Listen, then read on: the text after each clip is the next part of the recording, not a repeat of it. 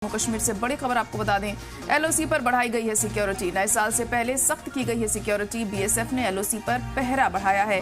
खातून जवानों की भी तैनाती यहां पर की गई है। मुश्तबह सरगर्मियों पर बीएसएफ की नजर बनी हुई है। तो इस वक्त की बड़ी और अहम खबर आपको बता रहे हैं, जम्मू कश्मीर में एलओसी पर सिक्योरिटी को पुख्ता किया गया है। नए साल से पहले सख्त की गई है सिक्योरिटी। बीएसएफ ने एलओसी पर पहरा बढ़ाया है। खातून जवानों की तैनाती भी यहां पर की गई है। मुश्तबह सरगर्मियों पर बीएसएफ की नजर है।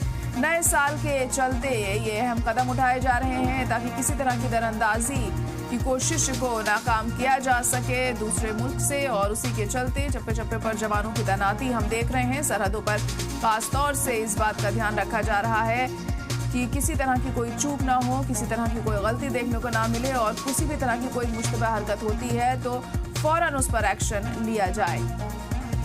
तो नए साल से पहले एलओसी पर पहरा सख्त किया गया है। यहां पर सिक्योरिटी को बढ़ाया गया है ताकि दरअंदाजी को पूरी तरह से रोका जा सके।